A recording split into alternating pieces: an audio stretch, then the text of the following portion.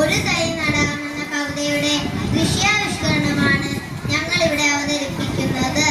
ശാന്തമായ അന്തരീക്ഷം, മരങ്ങളെല്ലാം വാടി നിൽക്കുന്നു. മരങ്ങളുടെ ഉടമസ്ഥൻ ഒരു ബക്കറ്റുമായി തന്റെ മരങ്ങളുടെ അടുത്തേക്ക് വരുന്നു. എന്റെ മരങ്ങളെല്ലാം വാടി നിൽക്കുന്നു. എന്റെ മരങ്ങൾ ഉണ്ടായിരുന്നത് എല്ലാം പോയി. ഈ മരങ്ങളെങ്കിലും സംരക്ഷിക്കണം. കയ്യിലിരിക്കുന്ന ബക്കറ്റിൽ പൈപ്പിൻ ചുവട്ടിൽ നിന്നും വെള്ളമെടുക്കുന്നു.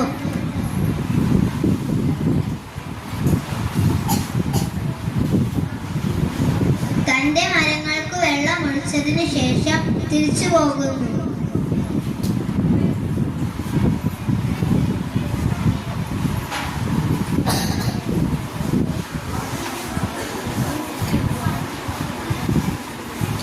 കുറച്ചു സമയം കഴിഞ്ഞ് രണ്ട് വഴിയാത്രക്കാർ ക്ഷീണിച്ചു വലഞ്ഞു വരുന്നു. എന്തൊരു ചൂടാ, ക്ഷീണിച്ചു വലഞ്ഞു. നമുക്ക് എവിടെയെങ്കിലും വിശ്രമിക്കാം. വിശ്രമിച്ചാലോ? വാ, നമുക്ക് അവിടെ ഇരിക്കാം.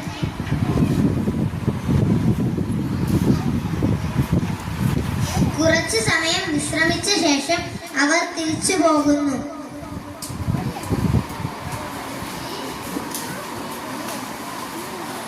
കുറച്ചു സമയം കഴിഞ്ഞപ്പോൾ രണ്ട് മരം വെട്ടുകാർ ആ വഴി വന്നത്.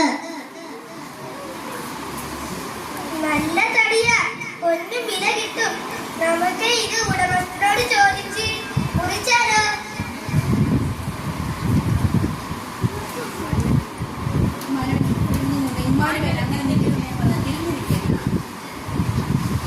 ആദ്യം ഉടമസ്ഥൻ സമ്മതിച്ചില്ലെങ്കിലും പിന്നീട് സമ്മതിച്ചു. അങ്ങനെ അവർ മരങ്ങൾ മുഴുവനും മുറിച്ചെടുത്തു.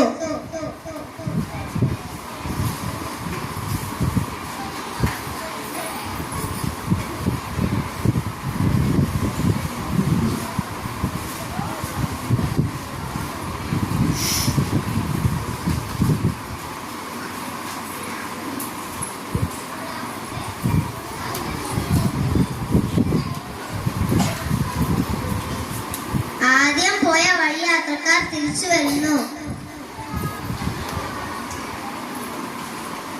അയ്യോ, മരങ്ങളെല്ലാം എന്തിയെ? നമുക്ക് വിശ്രമിച്ച സ്ഥലത്ത് വിശ്രമിച്ചാലോ?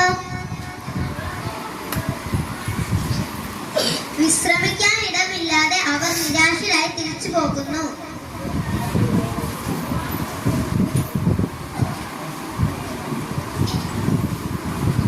മരങ്ങൾ മുറിക്കുന്നതിലൂടെ പ്രകൃതിയെ നമ്മൾ ദ്രോഹിക്കുകയാണ്.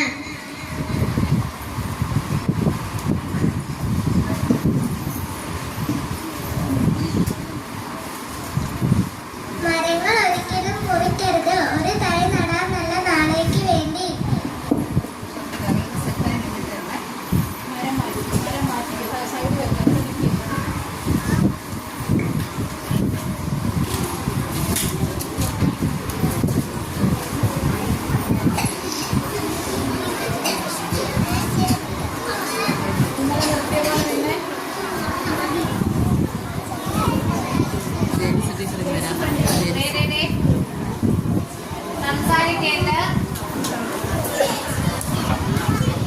ഒരു തൈ നടാം നമുക്കമ്മയ്ക്കു വേണ്ടി,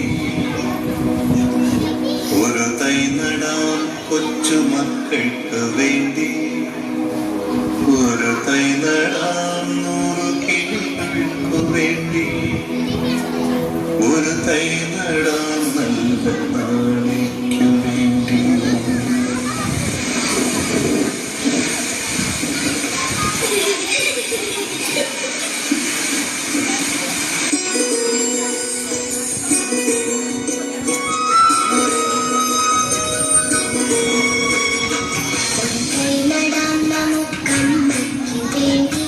ഒരു തൈ നടാം കൊച്ചുമക്കൾക്കു വേണ്ടി, ഒരു തൈ നടാം 100 കിളികൾക്കു വേണ്ടി, ഒരു തൈ നടാം നല്ല നാളേക്കു വേണ്ടി, ഒരു തൈ നടാം നമുക്കമ്മയ്ക്കു വേണ്ടി, ഒരു തൈനടാം കൊച്ചു മക്കൾക്ക് വേണ്ടി, ഒരു തൈനടാം നൂറ് കിളികൾക്ക് വേണ്ടി, ഒരു തൈനടാം നല്ല നാളേക്കു വേണ്ടി.